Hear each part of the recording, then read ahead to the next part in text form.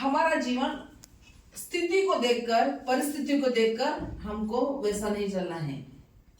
हमारा जीवन में कोई भी परिस्थिति आए, कोई भी सिचुएशन आए, हमें प्रभु में बने रहना है।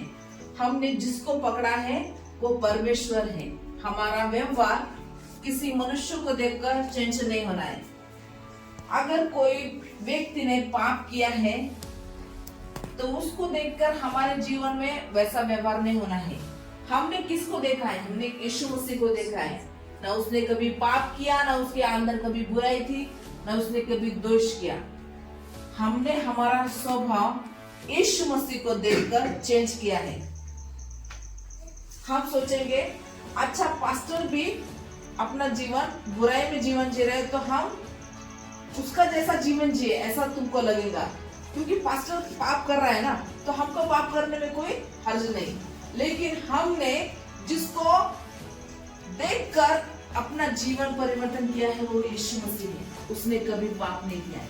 मनुष्य के स्वभाव को मत देखो, मनुष्य के व्यवहार को मत देखो।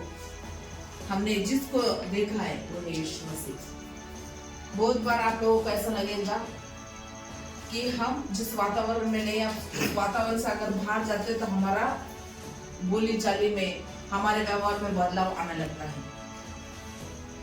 और आपको अभी घर पे भी जाना है। घर पे जाने के बाद आपका व्यवहार चेंज हो जाएगा, क्योंकि आपको हर समय बाइबल पढ़ने के लिए, गाना गाने के लिए, वचन की शिक्षा देने के लिए कोई नहीं रहेगा, अकेले रहेंगे।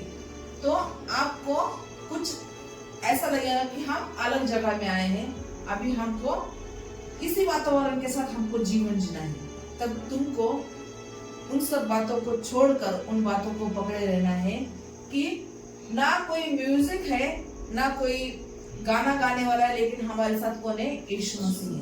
कई बार लोग ऐसा करते हैं कि वो जीवन व्यतीत बुरी स्थिति में करते हैं, लेकिन जब यीशु मसीह के गाने की म्यूजिक, प्रचार, बड़ी बड़ी सभाएं, ये सब देखकर तुरंत ऐसा उनका भाव चेंज होता है कि उनको ऐसा लगता है कि हम अभी प्रार्थना में जीवन जिए।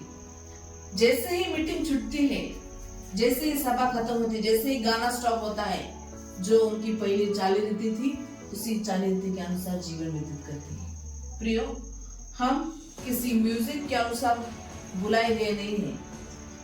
हम लोगों की भीड़ को देखकर बुलाए गए नहीं हैं। हमारा बुलाहट पर्सनली हुआ है। परमेश्वर को एक बार जीवन देने के बाद फिर से हम अगर प्रभु को छोड़कर बुराई की ओर जाते हैं तो ये हमारे लिए अच्छा नहीं है। परमेश्वर ने हमें छोड़ दिया है और शैतान हमारे जीवन में वास करता है। हमारा परिवर्तन यीशु के आगमन तक बना रहे। हमारा परिवर्तन यीशु के आगमन तक बना रहे। वचन में लिखा गया है, जो अंत तक धीरज धरेगा उसी को पारितोषिक मिलेगा, उसी को मुकुट मिलेगा। हमें अंत तक धीरज धरे रहना है। हमारे जीवन में कितनी भी समस्या क्यों ना आए, कितनी प्रॉब्लम, कितनी मुश्किलें क्यों ना आए, यीशु के चेले के जीवन में समस्या ही समस्या थी। मरते दम तक, जब तक वो सांसें नहीं निकली तब तक उनके जीवन में क्या थी? समस्या थी, प्रॉब्लम थी। उनके जीवन कुछ अच्छा ही नहीं बीता। उनको लटका कर उनके शरीर से उनकी चमड़ियां छीली गई। जिस तरह से बकरा को लटका कर जब उसका चमड़ी छीली जाती है, उसी तरह से यीशु के चेले की मांसकीन को छीला गया। उनके ऊपर डांबर डाला गया और वहां पर आग लगाकर उस उजाले में अश्लीलता का डांस, अश्लीलता के गाने गाकर उनकी मृत्यु के ऊपर खिल्ली उड़ाई, हंसी उड़ाई। जो महिला प्रचारक थी, जो महिला सुसमाचारक थी, उनके साथ अभद्रता का, अश्लीलता का व्यवहार किया गया। उनके साथ गंदे व्यवहार किए गए और उन बातों को रात रात भर तक लोगों ने देखकर आनंद उठाया, लेकिन उनकी मृत्यु, उनका बलिदान व्यर्थ नहीं गया।